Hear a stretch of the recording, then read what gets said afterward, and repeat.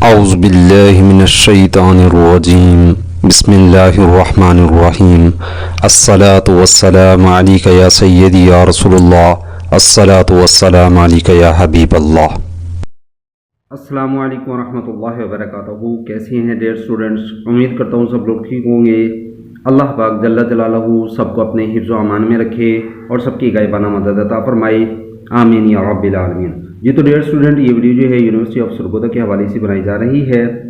ऐसे तमाम स्टूडेंट्स चाहे वो किसी भी यूनिवर्सिटी से ताल्लुक़ रखते हैं और पॉलिटिकल साइंस कर रही हैं, तकरीबन पाकिस्तान की तमाम यूनिवर्सिटीज़ के अंदर सेम सिलेबस है, सिर्फ डिफरेंस आ जाता है पेपर के पैटर्न में। तो आज जो है हम लोग इंशाअल्लाह अज़ीज़ डिस्कस करने वाले हैं हमें पॉलिटिकल साइंस पार्ट 2 का पेपर नंबर 6 है, पाकिस्तान की मकामी हुकूमतें और इदारे, जिसको इंग्लिश में जो है local self government in Pakistan बोला गया है। तो इसके अंदर जो पेपर का पैटर्न है, सबसे पहले यहाँ पे जो है वो देख लेते हैं कि पेपर जो है आप लोगों का किस तरह से आता है। सबसे पहले हमारी रिक्वेस्ट है जो लोग इस चैनल पे नहीं है काइंडली चैनल को सब्सक्राइब करें, लाइक करें, शेयर करें, ताकि इस तरह की तमाम इंफॉर्मेटिव वीडियोस सबसे पहले आप लोगों तक पहुंचती रहे। जी तो डियर स्टूडेंट, सबसे पहले जो है इसके अंदर दो पार्ट हैं। नंबर एक आप लोगों के पास जो है पार्ट होता है ऑब्जेक्टिव का, जिसे जो है आप लोग उर्दू में हिस्सा मारूजी बोलते हैं। अभी जो ये हिस्सा है ये टोटल कितने नंबर पे मुश्तमिल होता है? 20 मार्क्स पे ये मुश्तमिल होता है।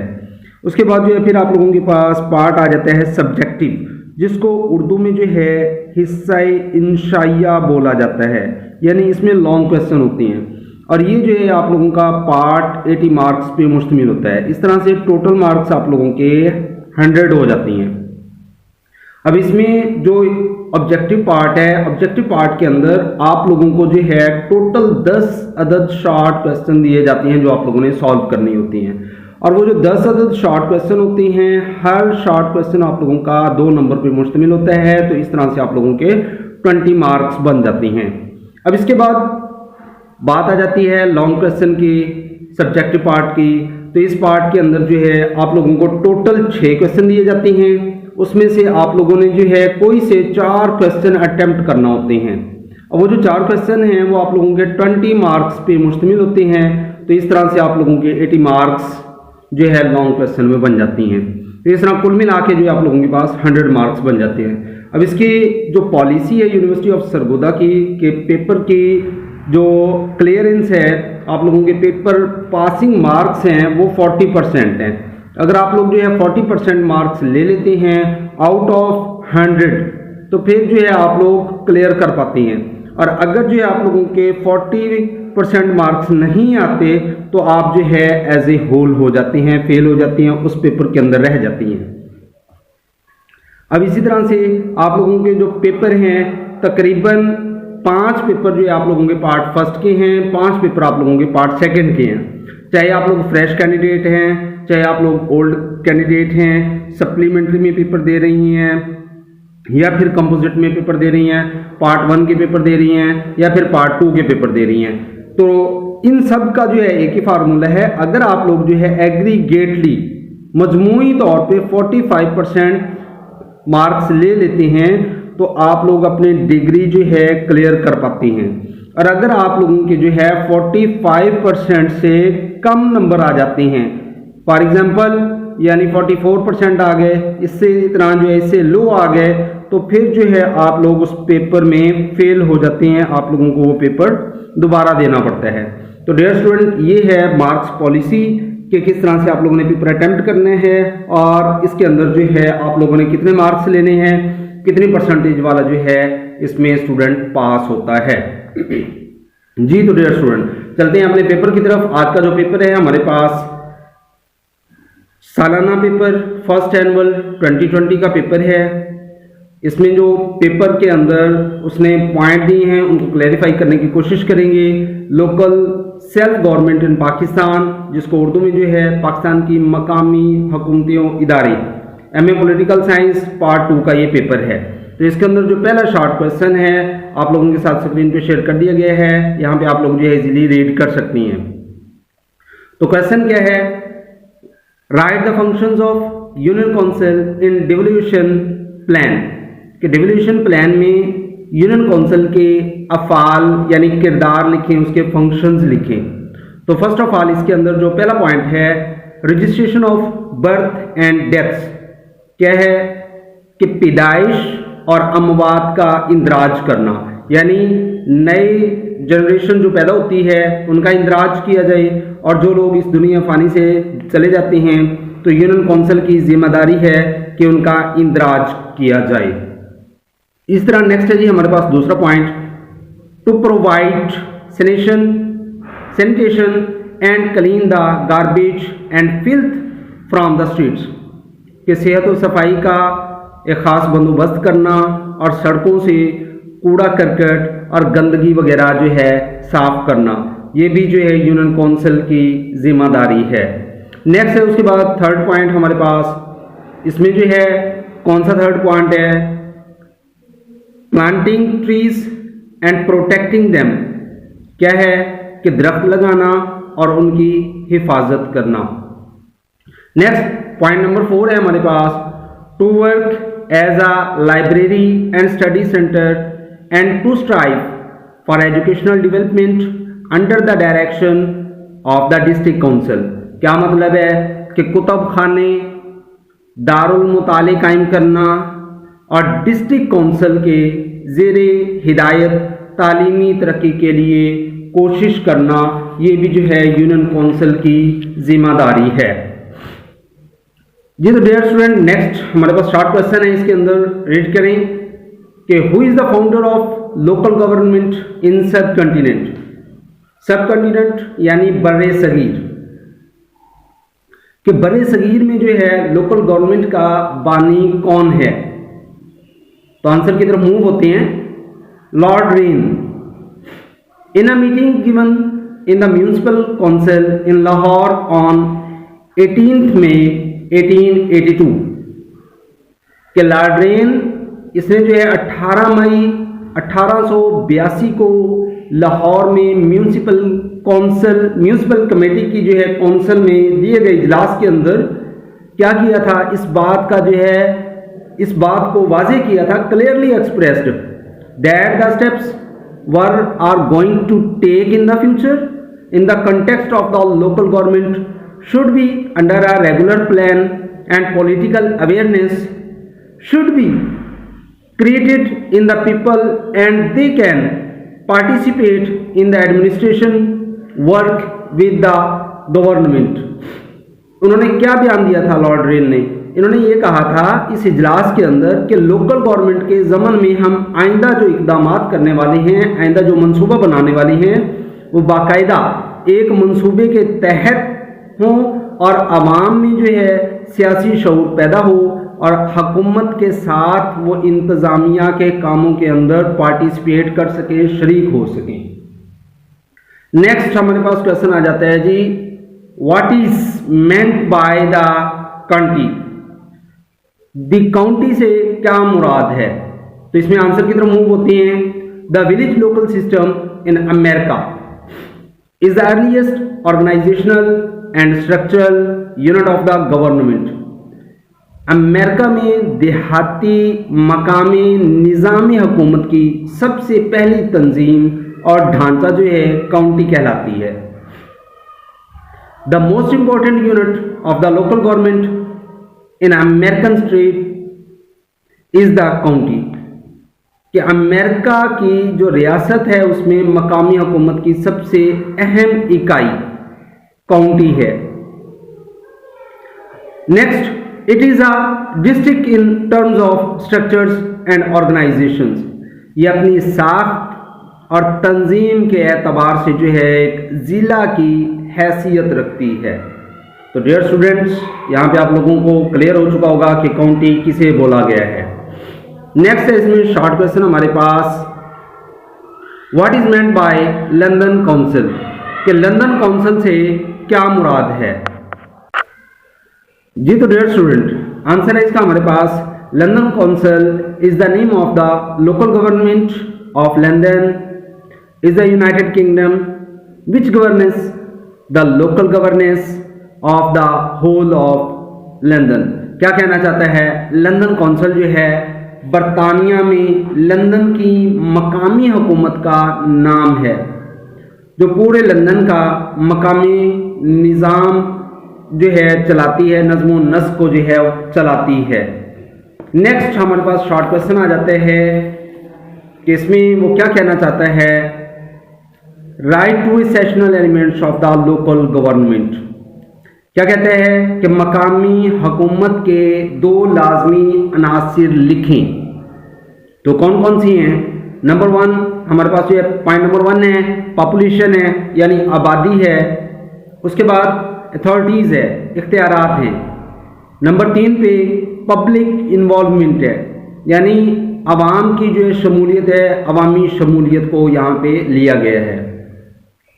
आफ्टर दैट पॉइंट नंबर 4 है हमारे पास टैलेंटेड पीपल, यानी बासलाहियत अफराद जो है ये मकामी हुकूमत के जो है अवामी जो यानी लाजमी हैं वो अनासिर हैं, एलिमेंट्स ऑफ लोकल गवर्नमेंट हैं। नेक्स्ट इसी तरह से जो है वो अगले क्वेश्चन के अंदर यहाँ पे क्या पूछ रहा है, what does BD stands for, कि बीडी जो है किस चीज़ का मुखफ़फ़ है, किस चीज़ का एब्रीविएशन है।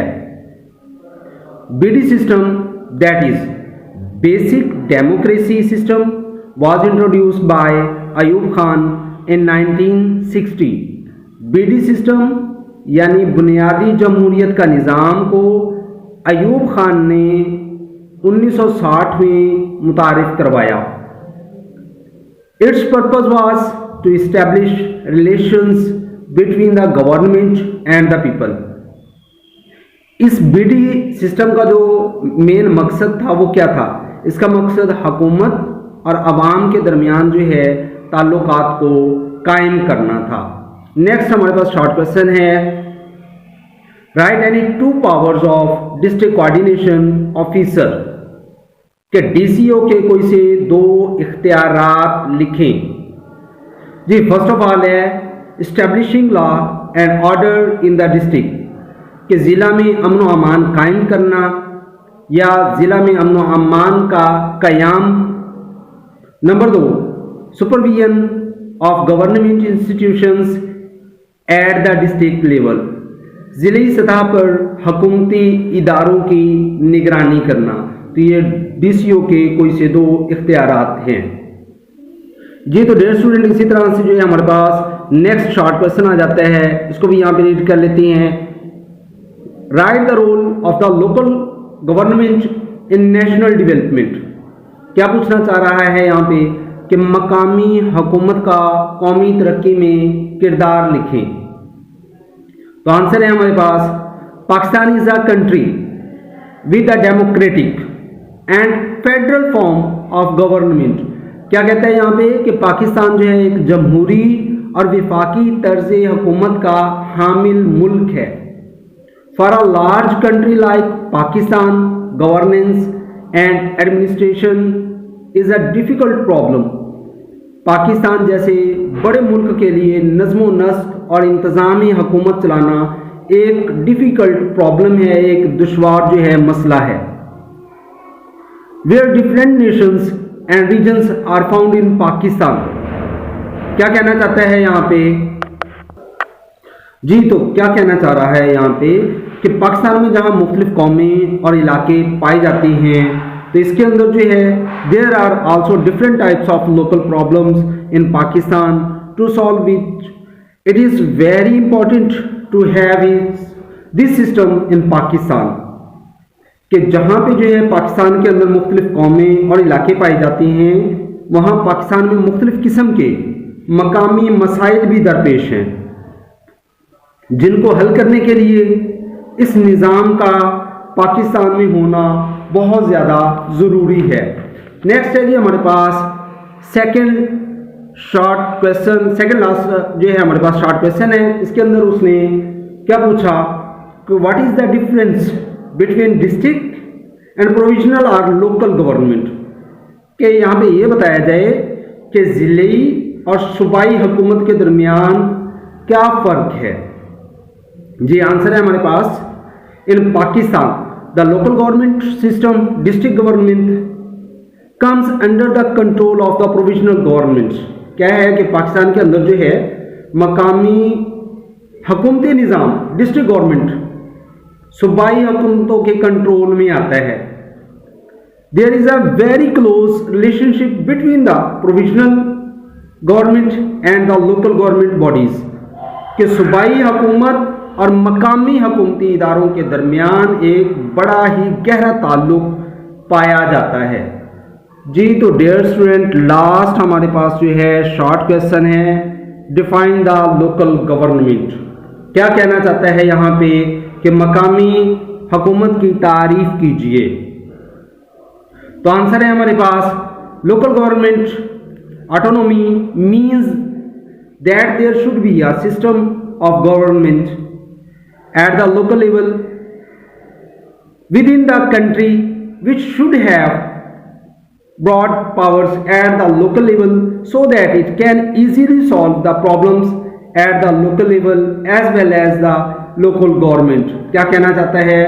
इट्स मीन यहाँ पे ये कहना चाहता है कि मकामी हुकूमत जो है उसकी खुद मुख्तियारी से मुराद है कि मुल्क के अंदर मकामी सतह पर एक हुकूमती निज़ाम होना चाहिए जिसको अपनी मकामी हद तक वसी इख्तियारात हासिल होने चाहिए ताकि वो मकामी सतह के मसाइल को आसानी से हल कर सके।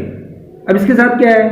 The system should also be free from provisional and central control. इसके साथ साथ जो है मकामी हुकूमती निज़ाम सूबाई और मरकज़ी कंट्रोल से भी आज़ाद होना चाहिए।